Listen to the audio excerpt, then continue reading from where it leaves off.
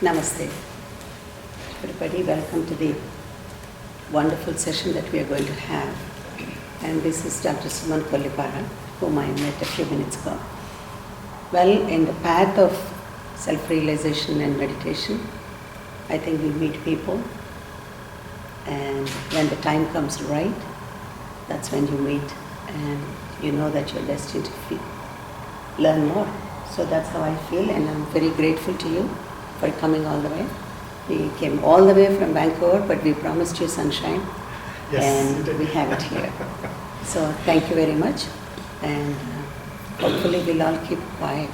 I will close the door, and that would be easier. And on behalf of the Hindu temple, we welcome you. Thank you very much. Thank you very much for a great introduction and welcoming me to this beautiful city and, of course, the temple itself.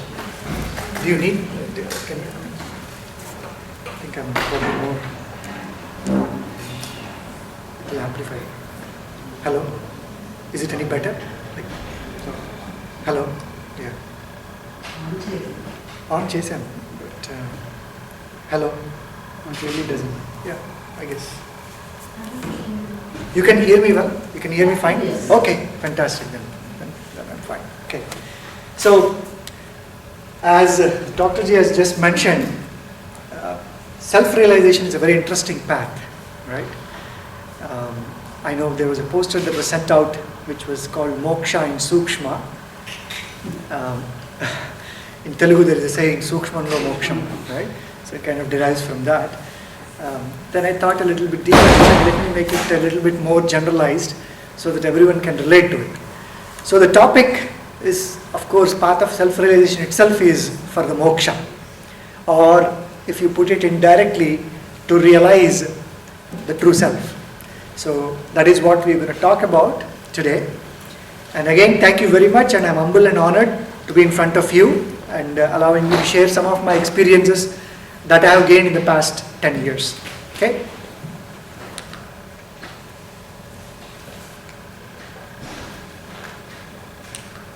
So because we are going to be talking about meditation, I want to introduce a very simple technique and a simple idea that can help. If any of you are already meditators, you might know this. But when I went to see my teacher 10 years back in the path of self-realization, the first thing she asked me was if I can smile like this, a subtle, simple smile on your lips. And I was not sure what she was talking about. I was like, what has this to do with path of self-realization or finding the truth? But over the past 10 years, I have come to an understanding that this is quite a powerful technique. If you look at it, the path of self-realization ultimately is to be able to live in the moment, not worry too much about the chaos that goes on in the world around, right? And to come back to the self, come back to your inner world. And I found this technique of this subtle, simple smile to your lips, it brings you back into this moment instantly. So, in the next 30 to 40 minutes of the talk, I would encourage you to try this and see if it benefits you. It has benefited me, it has benefited many, and I'm going to intrude your space and try to remind you during the course of the talk to see if you can try this subtle, simple smile. And my master teacher, she says, it doesn't even cost you anything, right? It's free. We can just care to simply smile. Kids, you should take the lead, right? You can easily smile. We have seen the life, we have carried the burdens, we have seen the suffering and pain. So we might be a little bit hesitant. But for kids, it's very easy because they are still innocent. There is still the joy, that bliss that they experience. So I would like to see that starting from these little kids, try to smile like that. It's natural. If you see a baby sleeping, that's how it sleeps, right? Peaceful. The self is always with them. But we lose that self somewhere in the middle. So journey is innocence to ignorance. That ignorance stuck us at some point in life. Okay? So today we are going to talk about who are we And I know we are all scientists, basically. We have grown up with science, we learn science, so it's a lot more easier for us to look at it from scientific perspective first. And then we're going to look at who we are from the ancient perspective. One of the most ancient wisdoms or dharmas is Sanatana Dharma from great motherland India. Right? So we're going to look at that. And we'll try to see what was the framework they created to realize the self. There were many people in the past thousands of years, starting from Vedas to even latest saints and sages and seers. They all come up with different frameworks. So we'll look at a few frameworks and see what is the best framework that we can use for our day-to-day life to realize our true self. And I'm going to introduce to a concept called Sukshma, that is self-compassion healing meditation, quite simple, which is what I have been practicing. I found it a lot easier, a lot more useful to use it in our day-to-day hectic lifestyle. And then I'm going to also talk about some neuroscience of meditation, because there are people who are interested in science. Yes, so self-realization is one aspect, but if you go into self-realization, if you study the monks and the saints and seers, there is a common pattern in their brains, in their physiology. So it's interesting to look at that and see, maybe we get inspired with the neuroscience behind it, if not the self-realization aspect of it. And then we'll get to work. We'll also spend about 30-40 minutes at the end to do some of these techniques and see if we can adopt some of the inspiration, right? So there is information part, which I think you can find everywhere, but I'm going to try to recapitulate it in a format that I can present. And then hopefully it will inspire you, and then we'll see if it can help us transform our lives a little bit. Okay? So who are we? Right? So if you come and ask me right now, hello, Mr. Whoever you are, who are you? Then I'll say, oh, I am Suman. Right? This is our day-to-day identity. I'll say I'm Suman Kollipara. This is my education. This is my job. This is my social status. Sometimes people are more concerned about it. Right? Marital status. Are you married, not married? Right? Religion, nation. This is on a day-to-day basis, we identify with this, right? Most of our discussions go around these topics, right? 90% around this, if you look at it. And of course, there is one more important thing, date of expiry, which none of us know, but it's already written for us. And the goal of our life, I think, is to realize who we are between the date of birth and date of expiry, and take advantage of that time before we leave this world to understand why we really are here. What is the purpose of my life? Right? So, change is constant from birth to death. Can anyone deny this? This is the fact of life. Start here, ends up here. As the great Adi Shankaracharya said, Punarapi Jananam, Punarapi Maranam. And the cycle continues on and on and on. So now let's take a look at two views. A view from outside, and see, maybe we get some understanding of who we really are, and then also go from inside, a view from inside, and understand who we are. Okay? Try to see if you can maintain those subtle, simple smiles. It will be a lot more easier. You won't get bored with me. You'll be happy with yourselves. So try to see if you can bring those subtle smiles, which doesn't cost anything. Simple, subtle smiles. It will just relax you, brings you back into this moment. The wandering mind will be here instantly.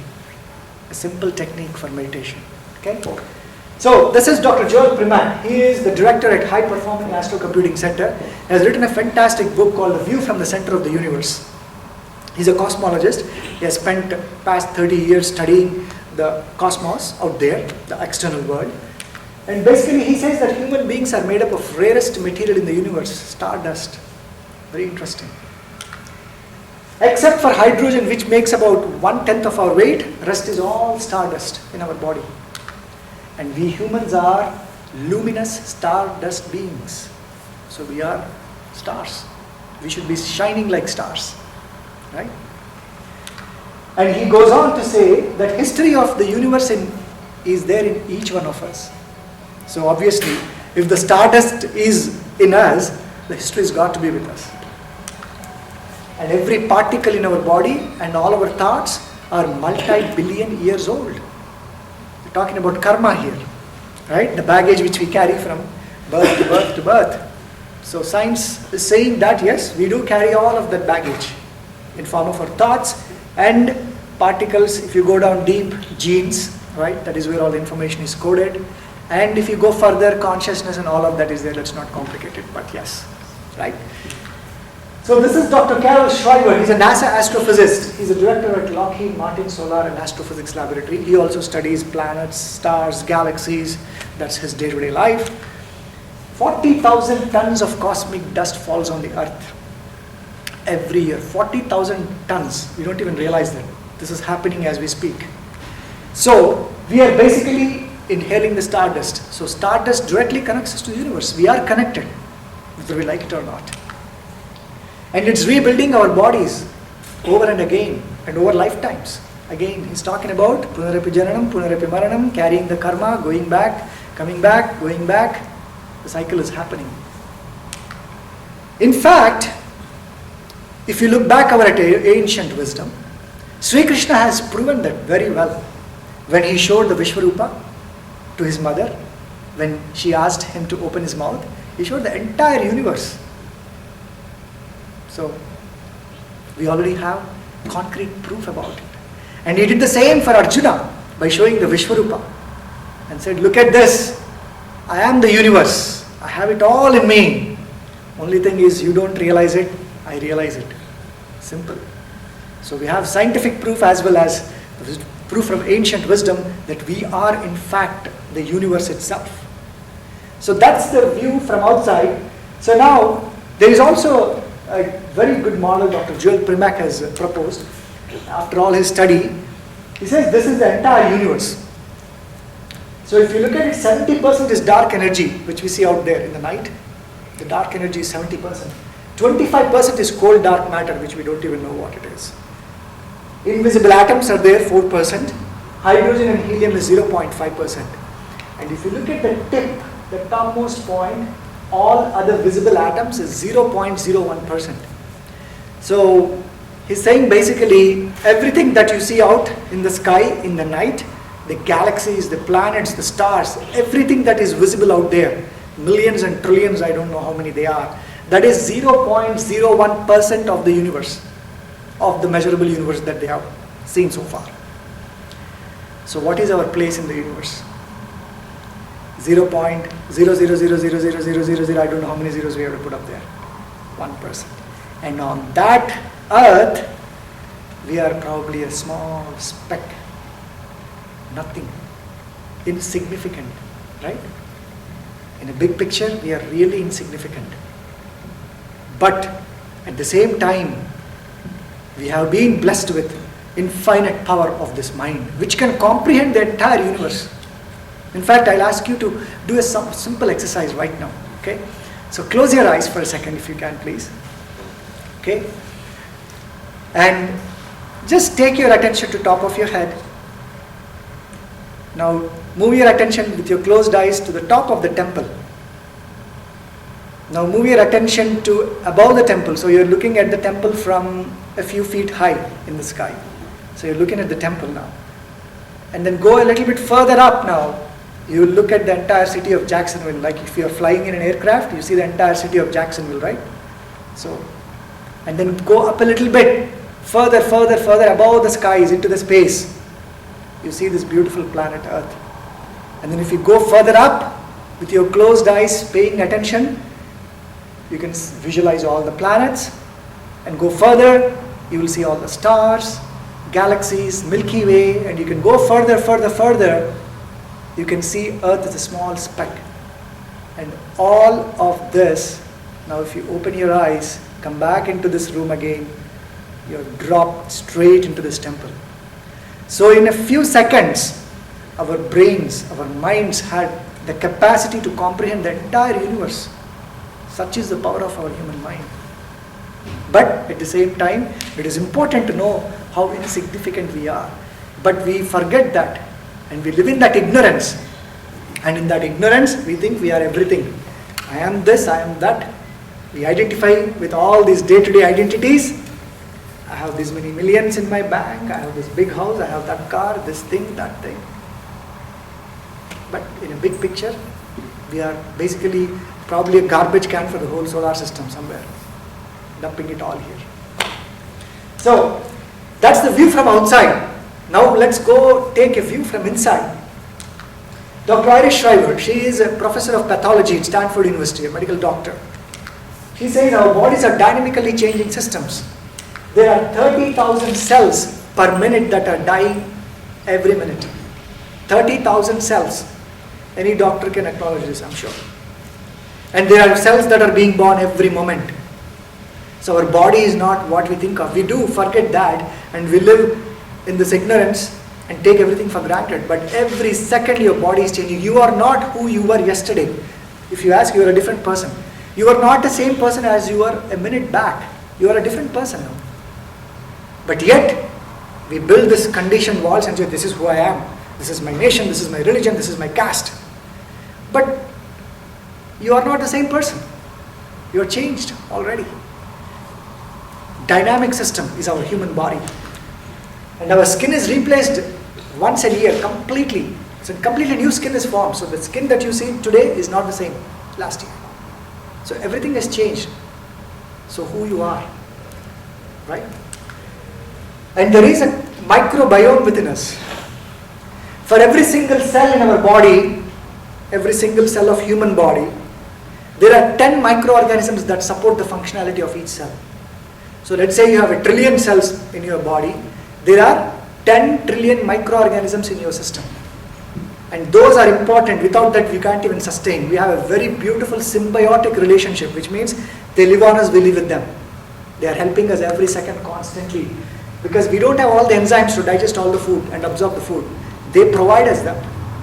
They break down the proteins, lipids and carbohydrates in our stomach, intestines, and help absorb that nutrition, vitamins and minerals, and they synthesize some of these vitamins and present it to our body, and we live with that. So these are some of the samples of microorganisms. There are tons of them, but if you look at it from top of your body to the toes, microorganisms every corner of your system. So are you really a human being or a microorganism human being? I don't know what name we should come up with. We are not. But yet, we take it for granted and say, this is who I am. I am great. What is great about us? Everything is helping us nurture this beautiful body, help us function on a day-to-day basis. And not only that, we are a quantum human. What is a quantum human? So we have seen at a cellular level, the body is interacting with microorganisms to perform the functions. And if you go within the cell, it is made up of potassium, sodium, calcium, iron, simple molecules, atoms. You go down further, subatomic particles, electrons, protons, neutrons, right? They're spinning all the time. Electrons are spinning. They're generating energy. We know that from science. So constantly we are all vibrating fields of energy. We think that this is body. We think there is a mind. But beyond that, there is something that is constantly happening without your interference and without your knowledge. And that is what you are. You are that pure energy that is being generated at a cellular level every second of your life. Quantum human being. And not only that, we are all very tightly integrated and interconnected. As I'm speaking right now, all our nervous systems, you're listening, they are connected. My brain is connected to yours. And there are mirror neurons that they've discovered recently. They trigger the neural structure in your brain. Your expressions trigger neural structures in my brain, mirror neurons. So, we are one connected being. But yet, we have so many differences. Yet, there is so much hatred, so much of worry, fear, anxiety. So, this is what our ancient seers and sages were in search of. They tried to find answers for this. Wow, this is beautiful. So who are we really? So, are we born truly? Do we really die? What happens to us after the death? Are we recycled beings, like the scientists are saying, the stardust beings? Are we really human beings or micro-organic beings? Right? So Sanatana Dharma answers. For Any of you who do not know Sanatana Dharma, especially the youngsters and teenagers, Sanatana Dharma is the ancient wisdom from the great land of India. Okay? What we call Hinduism, originally is Sanatana Dharma. The word Hindu came later, but Sanatana Dharma. Sanatana means eternal. Dharma is a path. So it's an eternal path. It doesn't have one founder. It was not created by one individual. It was a collective effort of sages and seers and saints who have come together and have written down their experiments. They actually have conducted an experiment on themselves. They did not have technology, they did not have telescopes, microscopes, none of these gadgets. They have worked on themselves and figured out certain interesting truths. Lot of truths which are scientifically being validated today. So that is Sanatana Dharma. So they have searched for one that is permanent. So they have seen birth, death is going on, recycling is happening, people are coming, going. There's got to be something that is permanent. Mind is changing constantly. You like someone today, you don't like that person tomorrow. You love someone today, you hate them next moment. So mind is not permanent. Body is not permanent. We are seeing it is dying. So there's got to be something which is permanent. So they went after that. They started searching for that. Then they realized, oh, wait a second, we are a subset of universe. So if I study me, then I study the universe. It's like you go and look at a pot of boiling rice. You don't need to pick up every single rice and then say whether it's cooked or not. You pick one piece of rice and say, oh, it's done. Okay, rice is cooked over. Same thing they have applied to us. They said, okay, if I have to study the universe, I have to study myself. And they went within. They went deep within into the silence of the self. What they did was they buried this mind, which is going everywhere, in the heart. They just shifted it from here till here. That's all they did. And they realized that there is a third dimension other than the mind and body called soul or Brahman or pure self, whatever name you give it. And what is that? The pure self, Brahman. They define Brahman as an omnipresent, omnipotent, omniscient force. It is there everywhere. It is behind the intelligence that you have. It is behind the intelligence that a dormant seed has. A seed which we have in the kitchen. If you put it in the soil with perfect conditions, it will start to sprout. It is that intelligence we are talking about. It is the intelligence behind the stable, it is behind the air, in the space, behind the sun, behind the earth. That is the pure intelligence, the third dimension called Brahman. That is what they called. And they started to pray that Brahman and called it God. Later came all the types of energies, creator, destroyer, sustainer, Vishnu, Brahma, Shiva, and all of that followed. But the root is Brahman, the pure self, the pure consciousness.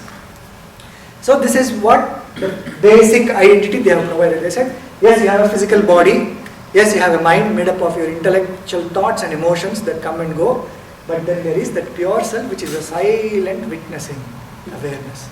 And they have found there are ways to access it. And yoga is one of the ways. We are going to talk about that. And there is a simple way each one of us can access this because it's already there. That is what we are. Everything else is just images going and coming and going and coming. In fact, if you want to summarize the entire Sanatana Dharma, the essence of it, there are 4 Mahavakyas. The Vedas, Upanishads and all of that. Because we don't have time, it takes probably so many births to even read and understand and analyze the entire Sanatana Dharma. So 4 Mahavakyas if we take. Prajnanam Brahma, that is the first Mahavakya, Aitreya Upanishad. What does that mean? Brahman is the intelligence, the third dimension, that silent witnessing awareness. That is the pure intelligence which is running the entire system. Aham Brahmasmi, which we all know from the great Brihadaranyaka Upanishad. Aham Brahmasmi, I am Brahman. It is saying, I am Brahman, I am the same. There is no difference. And then there is Tattvamasi from Chandogya Upanishad. Tattvamasi. It's an instructional statement. You are that. That is Brahman. And I am Atma Brahma. It is from Mandukya Upanishad and it says this self is Brahman. So the self which is there in you, me, everywhere, that is Brahman. So these 4 great statements from Sanatana Dharma point to the same fact that it is the Brahman that is filled up everywhere, you, me, everywhere. And that is what we call God. And finally, after realizing that and experiencing that, you come to a point, Sarvam Kalvidam Brahma. All of this is Brahman. You are God, I am God, everywhere is God. Tell me where there is no God. God is everywhere. Only thing is we don't take time to recognize it or realize it. Otherwise it's there. You can experience it. Which is what the great Ramakrishna Paramahamsa said. Right? When Vivekananda said, do you see the God? He said, yes, I do. Exactly the way I see you and feel you. I see God. But you don't cry for God. I am crying for God, so I experience God. You cry for your children, your progeny, your life partners, wealth, whatever. Right? So again Sanatana Dharma declares about the light that shines above the heavens and above this world. The light that shines in the highest of the highest world is the same light that shines in the heart of the men. So we have light within. So Sanatana Dharma declared this thousands of years back. Cosmologists are declaring now that we are nothing but stardust beings. We are luminous beings. It's just that we are not able to identify that. So why are we not shining? I should be sparkling like a star right here. Right? So, why are we not shining? See, they're all there inside, all the lights. But there is something that's covering them up. These animals are covering them up. So this is what my teacher taught me about mind and body. She said, the mind is like a monkey and the body is like an intoxicated elephant. These are the 2 things that are blocking you from shining. Monkey mind jumping from thought to thought, worried about everybody else, collecting all the garbage in the world. She said that, he said that. See, she's gossiping about that. Why should she say that to me? Collect all that garbage. And get frustrated and get up in the morning, you think about her or him. My God, why did she say that yesterday? I am a very good person, but she said that. You know you are a good person, but you are dwelling in somebody else's crap, garbage. That's what we do.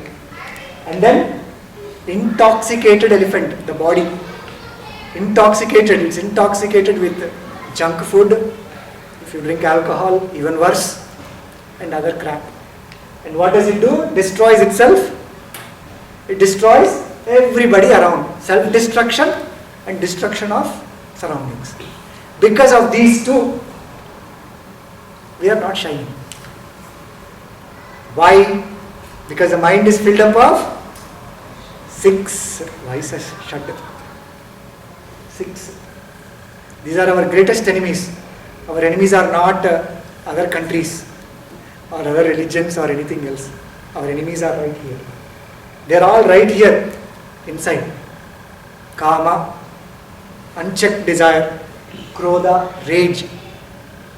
Moha, delusion, not knowing who you really are. Lobha, greed. Madha is pride, or you call it ego. Pride. Matsarya, jealousy. Just these 6. If you can fight these enemies, then finish. You can start to experience it. And the root cause, as they say, is Maya. Maya. Maya, Moha. Probably everyone is familiar with these words, right? Maya, Moha. What is moksha? Moksha is Moha Kshaya. Destruction of Moha is moksha. It's very easy to destroy, but we are busy with other things, that's all. The moment you put attention on that, it will be easy to destroy. Only thing is we don't take time to pay attention to it. So, a lot of people ask me, so what is Maya? If you look at the scriptures, there is a lot of interesting definitions. It can be complicated. So I myself came up with my own understanding of what Maya is through my experiences. So please forgive me if this is not in line with what is there in Shastras. But this is just a layman understanding, normal day-to-day practical man's understanding of Maya. See if you can relate to it. So we are ignorant of the magnificent universe that we are part of. We just draw a small circle, that is our universe. But we forget that this universe is vast and earth is just a small speck, that is Maya. We are ignorant of the movement of the earth. Right now as we are speaking, earth is moving, spinning on its own and spinning around the earth, around the sun at a very high speed. We don't realize it, right? but we are constantly on the move. We don't realize it. That is Maya. We forget that. And we are ignorant that there are trillions of stars and planets that are forming and dying too. If you look at through a beautiful Hubble telescopes or James Webb telescope, you can see all this action happening right at this moment in the space. So we don't know when the turn for Earth's time is going to be. Right? It's got to be over at some point. When the material in the sun is over, Earth will also be over. But we don't realize that. We take it for granted. Yes, I am there here. That is Maya. And then there is a magnanimous force that is creating this universe. There is some kind of force, call it God, science, whatever you want to name it. But there is some force, we all accept that. And that we came into this world alone and we live alone. We forget that. In the middle we fight, oh my God, she is mine, he is mine, that is mine, this is mine. But you are not even going to take your bag, nothing. Live alone. Right? And that there are trillions of cells in the body, we already talked about it, they are performing amazing duties. And then we started as a single cell called zygote in your mother's womb. And then became trillions of cells. How did that magic happen? We don't even pay attention to that, where we came from. That is Maya. And that there is infinite power within us. Right? In a few seconds we are able to travel to the universe from here, straight. And that we are the universe and universe is us. And that we are the most precious resource. We forget that. We abuse this resource. We abuse this mind and body with many things. Hope I am not boring you guys. Everyone is very serious. Keep smiling. Thank you, thank you, thank you. See, it makes me feel a little bit less tense. When you're all serious, I'm like, oh my God, what's going to come to me? Let's smile, okay? Smile, keep smiling. It's wonderful to see beautiful smiles, right? It's a serious topic, I know, but I'm trying to make it lighter as much as possible. Okay? Keep smiling. Instead of being aware of all those beautiful things, these are the things we are aware of. Everyone agrees? Conflicts, fears, gossips, curiosity about others. What is he thinking about me? What is she thinking about me? Am I looking okay? Am I looking beautiful? Am I too short? Am I too tall? False ego. Oh, I have 10 cars, I have Benz car, I have BMW, I have, I don't know, other brands. Anyways, big homes, all this false ego. Negativity, hatred, external beauty. We forgot about that internal beauty, external beauty. Animal instincts. This is what we are aware of. So this is Maya. This is Maya. Okay. Interestingly, there is a footprint of Maya in the brain. See, now we're going to switch from Sanatana Dharma to science again. So science is wonderful. Sanatana Dharma is also wonderful. In fact, Sanatana Dharma was an ancient science, to put it simply. So the footprint is in our brains. So this is what is the evolution designed brain. So if you look at the lower portion here, the colors are not very clear because of the projector, but this portion is the reptilian brain. This is the limbic system here, is a paleo-mammalian brain. That is where the mammals evolved from animals. And this is a neo-mammalian brain. It's called neocortex. Okay, and there is a beautiful functionality for each parts of these brains. So there are 3 brains in one. Technically, if you look at this brain structure here, if you imagine this is a brain, so this is your lower brain stem, that is your reptilian brain, this is your limbic system, and this is your neocortex. All 3 are in one because we evolved from animals. So the first one is the reptilian brain. It evolved 400 million years ago. And you see the word tamas there. You all are aware of 3 gunas. Bhagavad Gita, Krishna describes there are 3 types of people, 3 gunas. Tamasic guna, Rajasic guna and Sattva guna. Right? So if you look at the reptilian brain is where the center of Tamasic guna is. Because, we'll come to it again in a second. So paleo-mammalian brain is the limbic system, that is the center portion of the brain. That is 100 million years old and it has a Rajasic guna in it. And then the neocortex, neo-mammalian brain is only 4 million years old. And that is the center of your Sattva guna. So the reptilian brain, if you see the functionality of it, it has survival issues, exploration, feeding, aggression, dominance.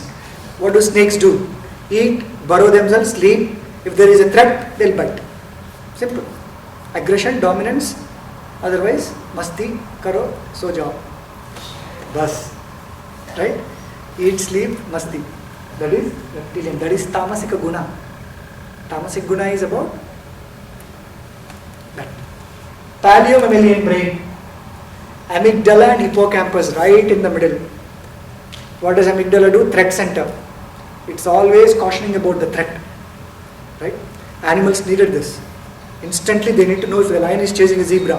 And then its stress response gets kicked off and it runs for life, fight or flight. Hippocampus is the center of memory. And this portion of the brain is center for your impulsive behavior or the reactive. Somebody comes and says something to you, you'll react back immediately. Instantly. Somebody might even hit, depending on their state of mind.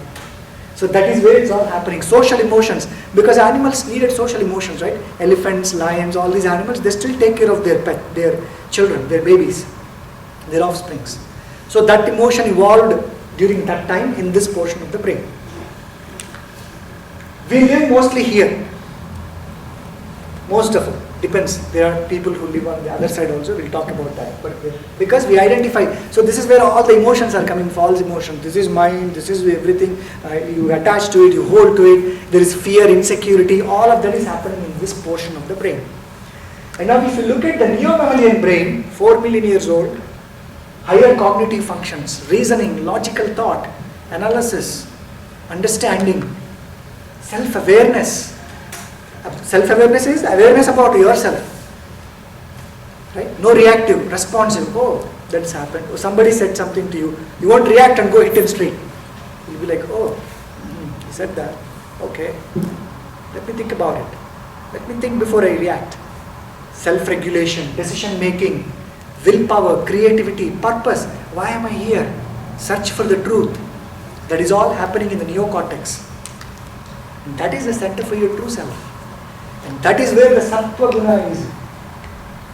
So according to Krishna, if you look at the Bhagavad Gita, so Sattva Guna, as people are involved more into Sattva Guna, then you will start hearing more for God, godliness, more God-fearing personalities, softer, sensitive, don't react quickly, they absorb it all in. So that's the Sattva Guna. Of course, for self-realization, you have to cross all the three.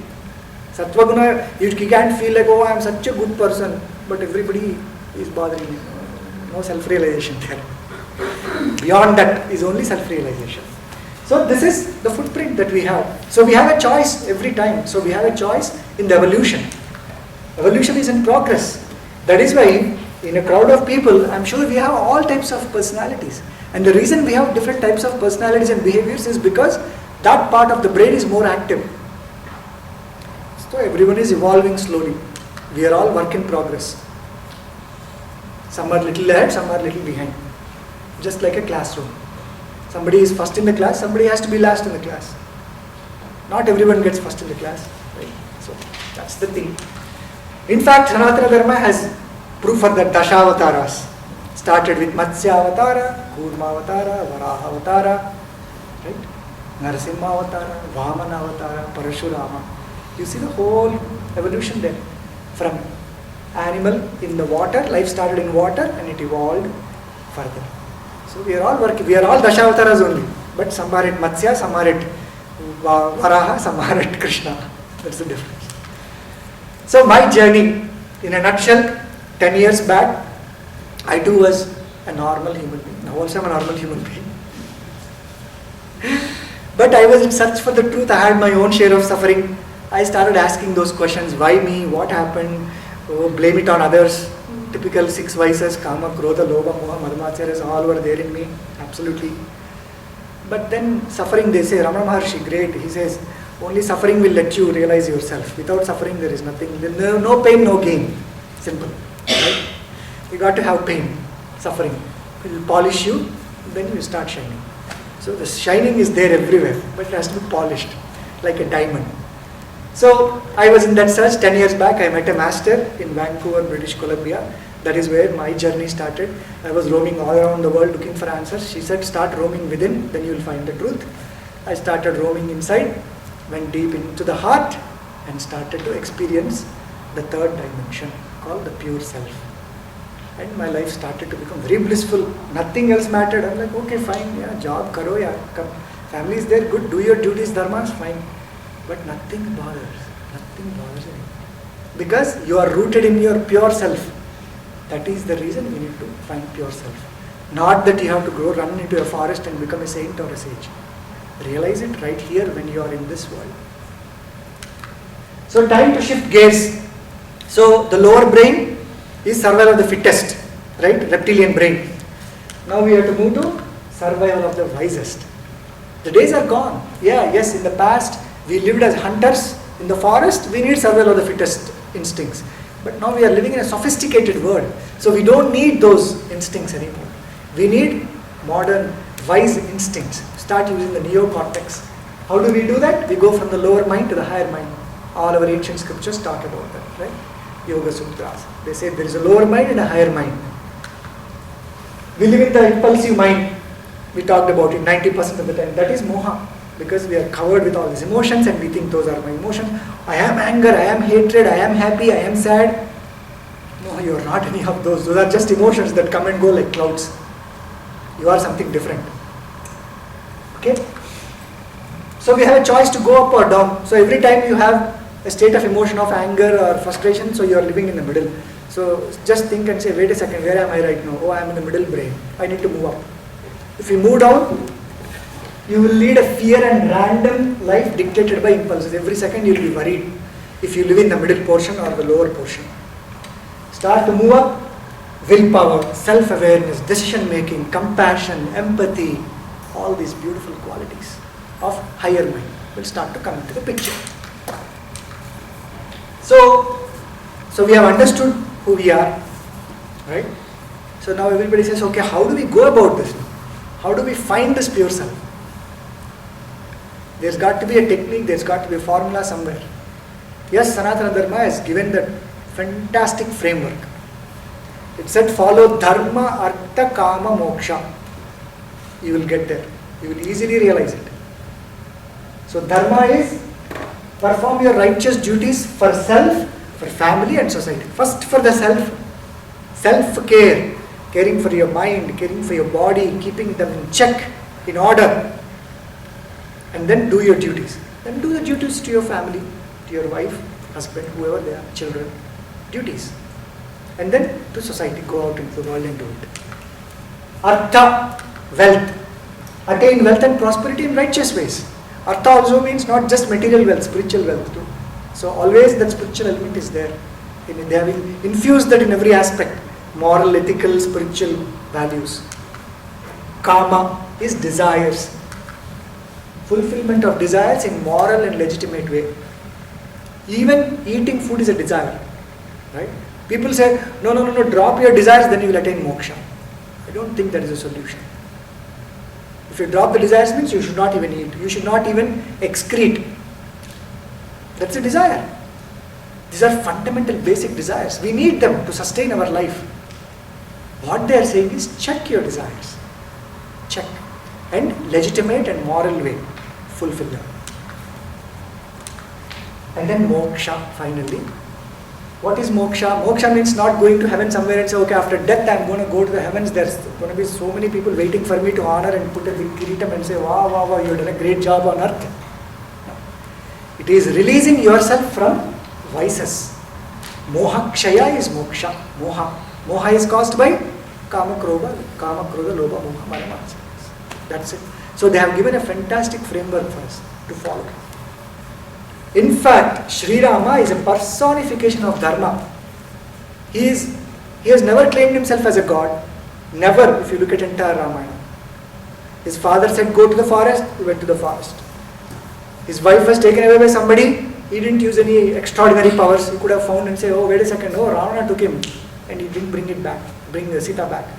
He followed a normal human journey, following all the dharmas. He had his own share of suffering. He married. He had a wife, he had children. But today, we call him God. He is our God, Lord Rama.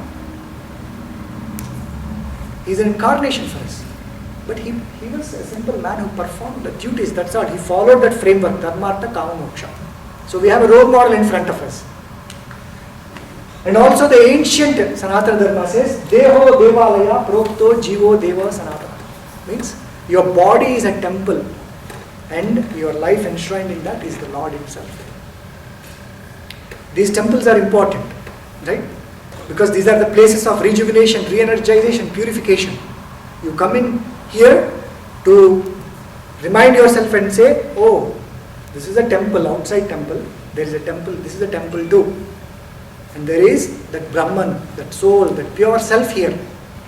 That is also indwelling Lord. Unfortunately, what we are doing is, we are not, you or, I'm not pointing anyone, most of us, you go to a temple for formality, okay, finish, come on, done. Chal. But there is a walking temple right here. Beautiful temple. You can take care of this, purify this. Purify the mind, then you will start to see the Lord shining in you. So after that, so Sanatana Dharma gave that framework. People have forgotten. So Krishna came, the era of Dwapara Yuga. So Treta Yuga, Rama did too. Dwapara Yuga, Krishna came.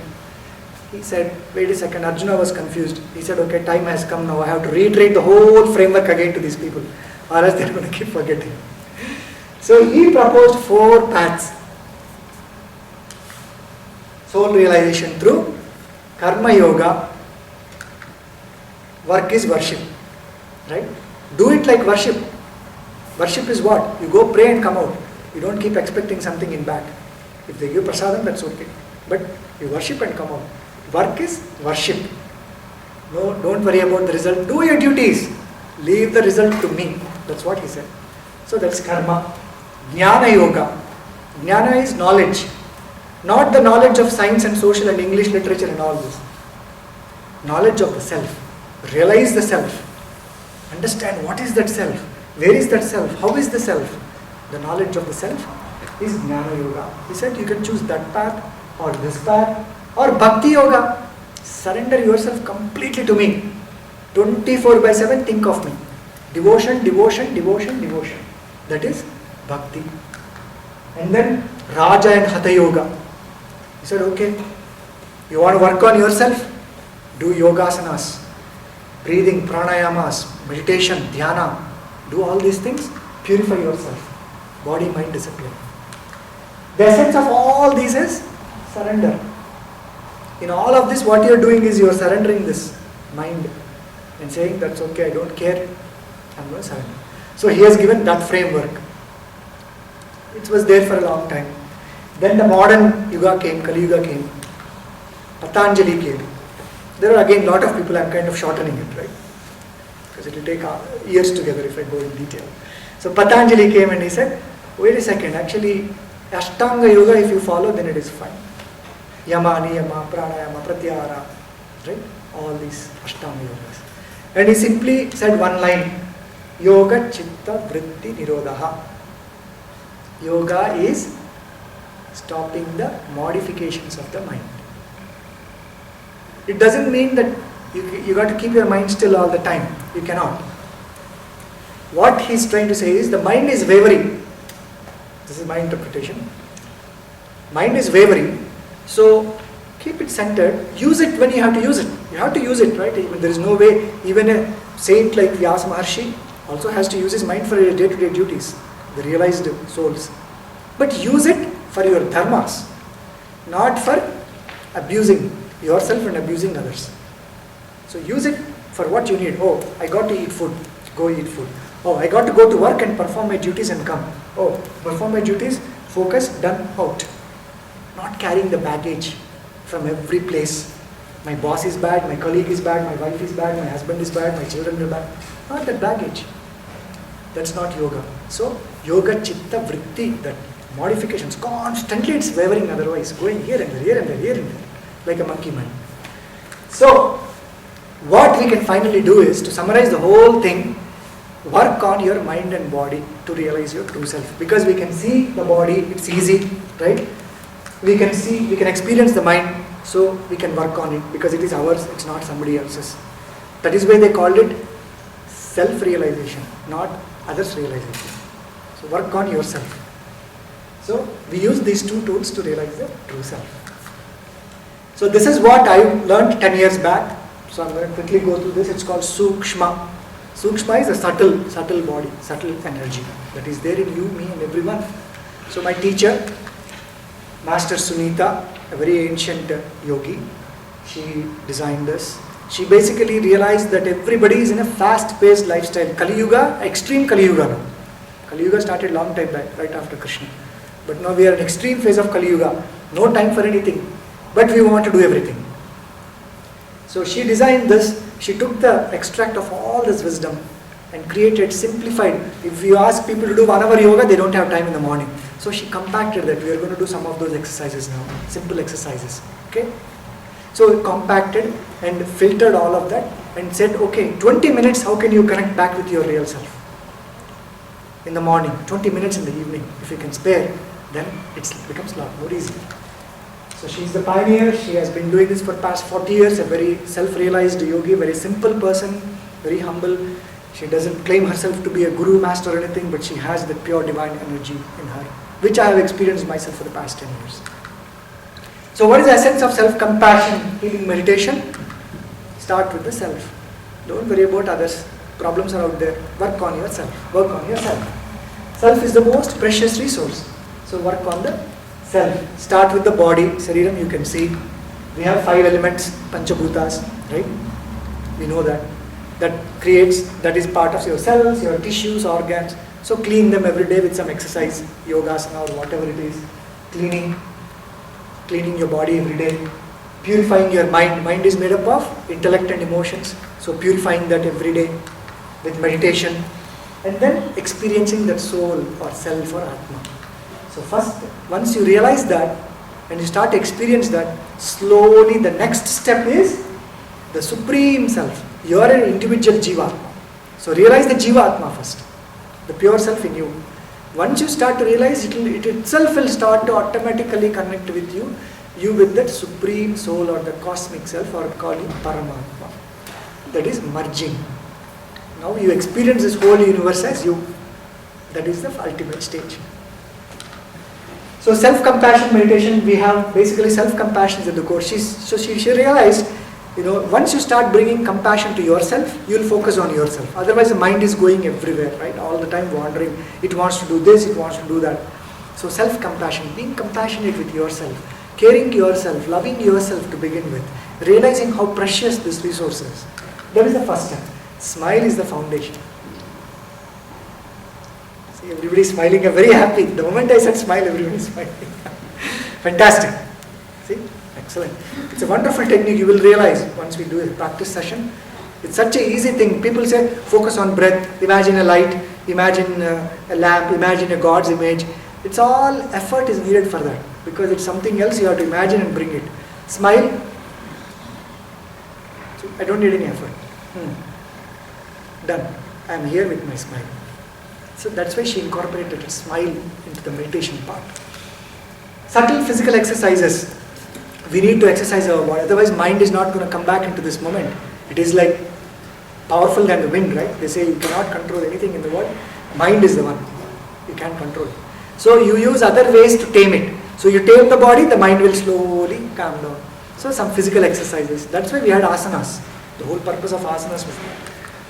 And then breathing, we know that pranayama is part of it. Some simple breathing, not complicated. And we use lying down posture for meditation, savasana. Because it keeps your body at rest. You don't have to worry if you're sitting in a chair or sitting in whatever Padmasana or whatever, you're distracted. We lead a very hectic lifestyle. Our back aches, neck aches, all aches. So at least if you lie down in Shavasana, your body is completely at rest. You don't have to worry about your body. You can focus on your mind. Okay? And then, of course, empathy. A person who is doing it should have a lot of empathy, positive energy and compassion. Somebody comes and asks the teacher, why am I going through this? Yeah, it's your problem, just go away. No, compassion. Oh, you're going through that?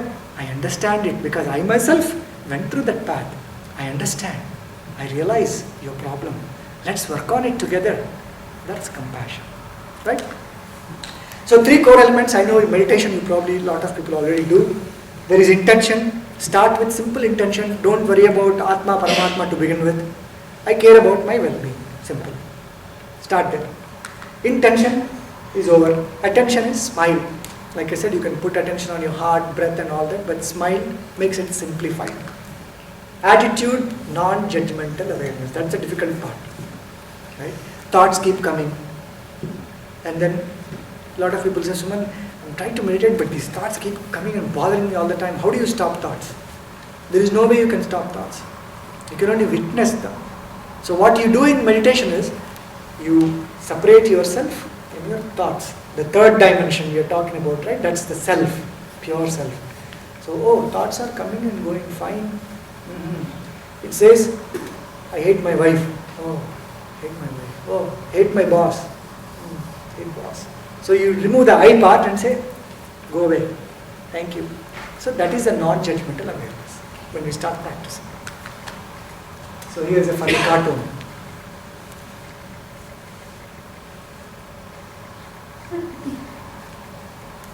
So it's not about keeping one thought in the mind. And when you sit for meditation, you are hungry. Oh my God, when I'm going to eat dinner, right? So meditation is about letting go. Right? You just let go. You say that's okay. Just take it easy. Right? Thoughts are coming, work is bothering. You say that's fine. You be there. I'll come back to you and get you later. For now, it's my time, my precious time. So self-compassion is a very popular scientific paradigm actually. Dr. Christopher Germer is a Harvard Medical School psychologist. He says responding with kindness and understanding and being aware of the present moment. So treating yourself with kindness, treating yourself with compassion, that is self-compassion. And again Dr. Kristen Neff, she's a professor at the University of Texas Austin. She's a pioneer of self-compassion. She has done lots of research studies and she's actually encouraging people to start working on self-compassion. Even if before showing compassion to others, first start with the self. Then it will automatically spread to others. So honor and accept your humaneness. First, if you honor and respect you, then you will respect others and honor others. Smile. Charlie Chaplin, who doesn't, right? We all smile. He said you'll find that life is still worthwhile if you just smile. So simple smiles. No matter what, just smile. It's free. It doesn't cost you anything. Charles Darwin, father of evolution, modern evolution, rather. Physiological changes caused by an emotion have a direct impact. So, whatever, if you have smile emotion, your body is all going to be regulated with that positive energy. Dr. Emma Seppala, she is a director at Stanford University, Center for Compassion. She says that bringing a smile to one's face, even if it is fake, can induce positive psychological and physiological benefits. So, even if you don't like me, please smile. Fake it. For your benefit, not for me. Okay. Breathing, we know this. Deep breathing relieves a lot of stress, brings you back to this moment. There are lots of scientific benefits. I'm not going to go through all of that. Decreases anxiety and depression, increases happiness and optimism, improves sleep, strengthens your ability to regulate emotions, trauma symptoms, cravings, addictions, lots of benefits. And it actually triggers parasympathetic nervous system. We're going to look at that in a second. So now let's quickly look at neuroscience of meditation. So this is what I was talking about, sympathetic nervous system, parasympathetic nervous system. There are two types of nervous systems in us. When you live in the false ego, false emotions, false are curiosity, gossip, fear, insecurity, threat, worry, all of this, they are triggering this sympathetic nervous system. Increases heart rate, increases blood pressure, it starts releasing more glucose into your bloodstream, converts glycogen to glucose. It stops important functions of your body like digestive system, excretory system, immune system. All these are put on halt because all the energy is channeled to cope with the stress. And no wonder 99% of the lifestyle diseases that we see today are diabetes, stress related, worry related. Stress for what? For nothing. The precious resource here, we are not stressed about this, we are stressed about everything else in the world. Sympathetic nervous system is that. Parasympathetic is this. This is what gets triggered when you are just relaxed. Smile in your being. Happy. No worries. Rest and digest system, that is what it is called. Everything is functioning, your digestive system functions, you will have normal stools every morning, your immune system works perfectly fine, your respiratory system is working fine, You won't have higher glucose levels. 90% reason of diabetes is you have high levels of glucose all the time in your blood. What's your pancreas going to do? It will work and it will die out after some time. Tired. It's like, I can't produce enough insulin for you, get lost. Diabetes. So this is a study, lots of studies were done on meditation and impact on brain. This is a study done at the National Institute of Drug. So 2 weeks of meditation, significant activity increase in prefrontal cortex. So this is before meditation, this part of the brain, and this is after meditation. So remember the front portion of the brain, prefrontal cortex, which is important for your self-awareness, self-regulation, decision making. So there is increased activity in that, increased connectivity between the neural networks in that area. They say, right, neurons that fire together, wire together. Neurons, so if depending on the thoughts that you have, those neurons fire the neurotransmitter chemicals. Whenever there is firing and signals transferred between two neurons in the brain, they come closer. And again it's triggered, they come even more closer. They create a very strong connectivity based on the thoughts that you have. Your mental state creates your brain. Your brain doesn't create a mental state. It's the other way. Of course, once brain goes into the derailed state, it will start. It's an integrated network. But you have the power to influence your brain with your thoughts. So 2 weeks of meditation can do that. Can you believe it? Incredible. There are thousands of other studies that are being done. And again, these are different types of brain waves. This is a study done at Imperial College of Medicine in London. This is when you are stressed, worried, living in that false ego, false emotions. All the time worried. Irritable anger, weakened health, weakened immune system. This is where the meditation is happening. Theta waves, inspiration, creativity, well-being, everything starts here. And of course, delta waves is like renewal, healing, even deeper states, probably samadhi state. That's when the healing, beautiful healing. There is a term in medical science, probably doctor knows, homeostasis, perfect equilibrium. Everything is functioning at optimal speed. We have the potential to do that. So increased theta wave, reduction in anxiety, and 65% increase in dopamine. Anyone knows dopamine? Dopamine is a neurotransmitter chemical again, released. When you have that nice piece of cake or biryani, you feel very good, right? Yummy. The feeling of pleasure and joy you get is because of dopamine. 65% increase because of meditation. You never have to eat biryani again in your life. Meditate, you will get the same kick. No need of alcohol, no need of sweets. Natural wonders. Amazing body. This is a great resource. Precious resource. This is the greatest pharmaceutical company in the world. But we go out for all the other pharmaceutical companies and buy those pills.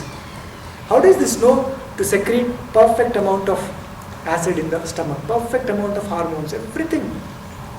We destroy it because of our ignorance, because of Maya. Another study, beautiful study this one. So remember the amygdala we talked about in the central portion of the brain, the threat center, the fear center. They have done some studies where they found because of stress and anxiety and worry, the size of amygdala grows up, increased, hypertrophy of amygdala. But with meditation, they have done a study at University of Pittsburgh, 155 people were studied. They found the amygdala size shrunk after meditation. Because your thoughts are calm and cool, your brain is calmed down, so the amygdala started to shrink. So mindful individuals have reduced stress reactivity. Not only that, meditation is good for your cellular health, anti-aging, best anti-aging cream you can ever find in the world. Right? These are the chromosomes in your cell. The pink structures you are not probably clearly seen well here, these are called telomeres. Every time a cell divides, these things get shortened, telomeres. And as it goes down to a shortest length, the cell dies. So what the body does is, it doesn't want the cells to die quickly because it doesn't want you to age so fast. So it releases an enzyme called telomerase in the cell.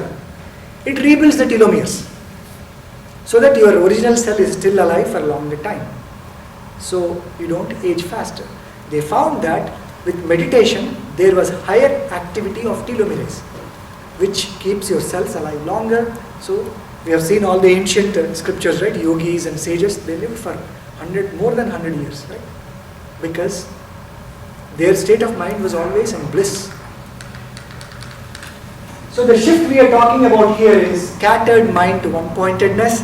So you can experience a true self when you let go of that scattered mind to one-pointedness, reactive to responsive mode, cluttered to spacious mind, anxiety to awareness, and most importantly, self-destruction to self-compassion.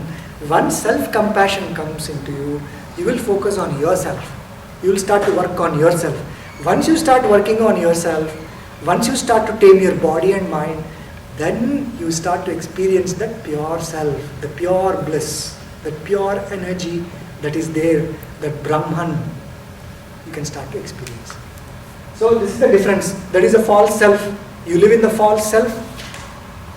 We live temporary satisfaction for bodily needs, mental satisfaction, sensory needs, quick constant sensation. You'll be happy with that little bit of sensation that you get.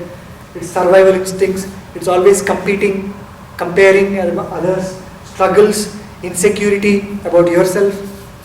It's always greedy, wants to take all the vices. It feels lack all the time. Oh, I don't have this, I don't have this, I don't. How much? You have $1 million also? No, I don't have enough, I need 2 million. Always feels alone because it lives in I consciousness. I. That's it. Aware of negatives only. It doesn't look at the positives in a person. But look at, once you start realizing the pure self, you have a bigger vision. Your vision, your life goes beyond you. You want to do something for the humanity. Intuition starts coming into the picture. You start to thrive. You don't worry about if you have $1 or $1 million. It doesn't matter for you. You are happy no matter what. Innovation, manifestation. You don't have to struggle. Things just happen. Contentment. You are content with whatever you have. It doesn't mean that you don't work. You will still do your duties, but you are content with what you have. Abundance, a lot of other things.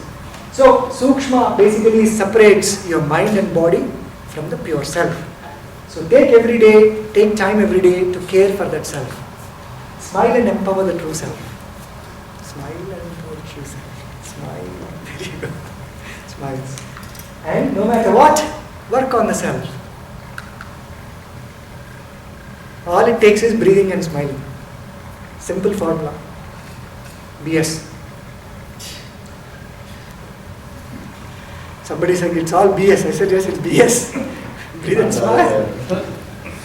So, you want to become superstars? Like Dr. Joel Primack said, we are all luminous stardust beings. You have to bring that shining star from inside.